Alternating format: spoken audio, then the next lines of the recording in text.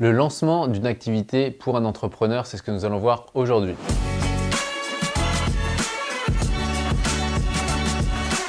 Bonjour, ici Pierre, fondateur de l'Académie de l'Haute Performance. On accompagne des sportifs, entrepreneurs et hautes performeurs à se libérer de la peur d'échouer et être confiants et sereins dans le domaine compétitif. Je suis aussi l'auteur de plusieurs ouvrages que vous pouvez retrouver dans le lien dans la description. Et enfin, rappelez-vous que vous avez le droit à un entretien offert avec un membre de mon équipe. Donc aujourd'hui, il y a Thomas qui nous pose la question du lancement d'activité pour un entrepreneur.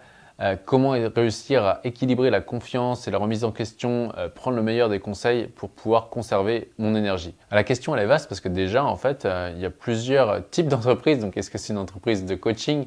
Est-ce que c'est une entreprise de prêt-à-porter? Est-ce que c'est une entreprise de restauration? Vu qu'on n'a pas les précisions déjà de quel type d'entreprise, on va essayer de répondre de manière large puisque aujourd'hui moi après à l'heure où on fait cette vidéo 6 années d'entrepreneuriat, je pense qu'il y a des basiques qui reviennent, notamment que ce soit à travers les entrepreneurs et les dirigeants d'entreprises de grosses entreprises que j'ai accompagnées ou à l'inverse d'entreprises beaucoup plus petites. En tout cas, il y a tout le temps quelques points à valider. Moi, le premier point déjà que je mettrais, surtout quand on voit tous les réseaux sociaux, c'est d'être centré sur du long terme. Ok, c'est centré sur du long terme. Quand on voit tous les réseaux sociaux, on peut voir qu'il y a eu une mode à un moment donné, je ne sais pas si elle existe encore, qui était aller gagner 10 000 euros par mois en moins de 3 mois. Même si cela est possible et ça s'est fait pour quelques personnes, je pense que cette phrase-là, elle est vraiment à adapter selon le type d'entreprise. Et en plus de ça, c'est pas parce qu'on gagne et qu'on génère 10 000 euros par mois que le bénéfice et la marge doivent être de 10 000 euros par mois. Donc là, c'est vraiment deux choses qui sont complémentaires. Pour moi, si on veut créer une entreprise, c'est pas quelque chose sur 3 mois. J'ai souvent une phrase dans la tête qui se dit « tout ce qui est construit rapidement est détruit rapidement ». Tout ce qui est construit sur du long terme, du coup, persévère dans du long terme. Donc en fonction de ça, c'est déjà se lancer et se dire sur du long terme. Là, j'ai un ami moi qui se lance dans l'entrepreneuriat et ce que j'ai validé avec lui, vu qu'il a zéro expérience d'entrepreneuriat, c'est de se dire déjà pendant les 2 prochaines années, dis-toi dans ta tête, c'est OK si tu ne peux pas encore en vivre et c'est OK, en fait, ça fait juste partie du chemin. Si dans 6 mois, tu peux vivre de ton activité, tant mieux, tu pourras être content. Mais si ça met 1 an, 2 ans, c'est naturel et parce que ça peut aussi mettre du temps. Donc ça, c'est le premier point à se mettre en tête. C'est soyez vraiment pas trop pressé parce que si vous êtes pressé, vous risquez de vous cramer, vous décourager tout simplement. Ensuite, le basique qu'il y a, c'est créer une entreprise. Pourquoi? C'est quoi le problème que j'ai envie de résoudre chez les autres? Parce qu'une entreprise, le but d'une entreprise, c'est vraiment de répondre à un besoin.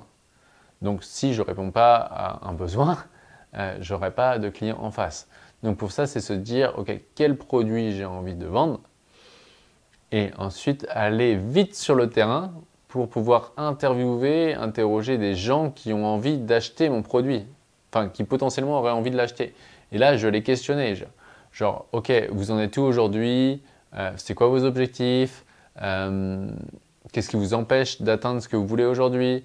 Quel est l'inconvénient de ne pas réussir à obtenir vos objectifs? OK, ce serait comment si demain vous les aviez? Et en fait, ça va permettre de vraiment avoir une liste de choses, de mots en tout cas, de mots qui vont décrire ce que l'environnement et vos prospects potentiels veulent. Et du coup, l'important n'est pas de vendre votre produit, mais de vendre une solution qui permette à votre client d'obtenir ce qu'il veut. Et le produit est le véhicule qui va lui permettre d'obtenir ce qu'il veut. Ça, c'est vraiment important. Beaucoup de gens, des fois, se sentent vraiment sûrs à décrire le produit, alors que ça ne parle pas au client. Et c'est marrant parce que récemment, je faisais une conférence justement sur l'entrepreneuriat et je montrais justement un schéma. Et sur ce schéma, je mettais qu'il y avait les produits, les commodités en bas et justement la transformation en haut. Et l'erreur que beaucoup font, c'est de se centrer sur décrire leur produit pendant des heures, parler de leur produit, comment il est bien, etc. Et ils se déconnectent du coup de quel est le besoin de mon client en face de moi. Donc soit on est centré produit, soit on est centré client. Et à vouloir trop décrire votre produit, vous risquez de vous déconnecter de votre client. Donc c'est important de se centrer sur le client et à chaque fois, même s'il y a le descriptif technique, c'est se rappeler que le client il cherche à obtenir quelque chose et que le produit est seulement un véhicule pour obtenir ça. Et du coup, l'autre conseil, c'est aller se confronter très rapidement au terrain, même si le produit n'est pas terminé. J'ai été en contact avec des environnements start-up et c'est intéressant de voir que beaucoup d'entrepreneurs cherchaient absolument à lever des fonds, sauf qu'ils ne savaient même pas si leur produit, ils étaient capables de le vendre. Et donc, ça ne sert à rien d'aller chercher à lever des fonds si notre produit ne se vend pas. Moi, j'aime bien les gens qui directement sont capables de lancer un produit, aller très vite sur le terrain, aller avoir un feedback et d'améliorer ensuite leur produit en continu. Et donc, en ce sens, j'invite à ne pas se poser de questions, aller sur le terrain, vendre le produit et ensuite l'améliorer avec les clients, quitte à faire un produit vraiment en fonction bêta-test. Donc, si je devais reprendre le lancement d'une activité pour un entrepreneur, alors bien sûr, il y a le point que j'ai oublié, il y a vraiment se renseigner sur toutes les aides qui peuvent être disponibles en France. La France est un pays où à la fois on est challengé en tant qu'entrepreneur parce que c'est un pays qui est très taxé, mais à la fois c'est un pays aussi où quand il y a challenge, il y a soutien au même degré et il est très probable pour un lancement d'activité, selon votre secteur, d'obtenir des aides ou des subventions qui peuvent vous permettre d'avoir la trésorerie et de souffler au début. Donc déjà, on se renseigne sur tous les dispositifs qui sont à notre disposition. 2, ensuite, je me centre sur du long terme et je ne fais pas l'enfant qui est impatient. 3, ensuite, je me centre sur quel problème j'ai envie de résoudre chez les autres. Et enfin, quatrième point, je vais très vite sur le terrain, j'essaye de vendre au plus rapidement possible et j'améliore ensuite avec mes premiers clients mon produit. Donc à partir de là, déjà, ça permettra vraiment de pouvoir se lancer sur des fondations qui sont solides.